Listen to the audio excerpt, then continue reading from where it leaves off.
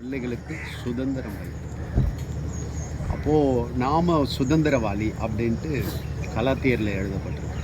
நம்ம நியாயப்பிரமாணத்துக்கு உட்பட்டவர்களாக இல்லாமல் நாமோ ஆண்டுடைய இரத்தத்தினால் விடுவிக்கப்பட்டு அந்த நியாயப்பிரமாண நிறைவேறுதலை கற்று தந்தார்.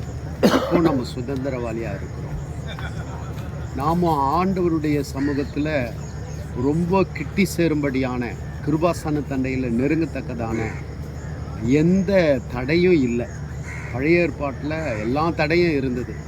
ஒருத்தர் சாதாரணமாக ஆண்டவருடைய மகா பரிசுத்த ஸ்தலத்தில் பிரவேசிக்க முடியாது. ஆனால் இன்றைக்கி நீங்களும் நானும் ஆண்டவருடைய மகா பரிசுத்த ஸ்தலத்தில் பிரவேசிக்கத்தக்கதான ஒரு பாக்கியத்தை பெற்றிருக்கிறோன்னா இயேசு கிறிஸ்துவின் ரத்தத்தினால நமக்கு கிடைச்ச ஒரு பெரிய சுதந்திரம் தான்.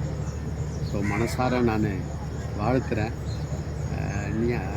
யோவானில் 17வது அதிகாரத்தில் 22வது வசனத்தில் சொல்லப்பட்டிருக்கு, அவர்கள் நாம் ஒன்றாக இருக்கிறது போல அவர்களும் ஒன்றாக இருக்கும்படி நீர் எனக்கு தந்த இந்த மகிமையை நான் அவர்களுக்கு கொடுத்தேன். இயேசு கிறிஸ்து சீஷர்களை பார்த்து சொல்கிறேன். ஸோ நாம் ஒன்றாக இருந்து ஆண்டோடைய மகிமையை வெளிப்படுத்தணுன்றது தான் தேவனுடைய விருப்பம். ஸோ தொடர்ந்து அந்த மைண்ட் செட்டப்லேயே நம்ம செயல்படுவோம். ஆண்டவர் நம்ம ஆசை. தேங்க்யூ.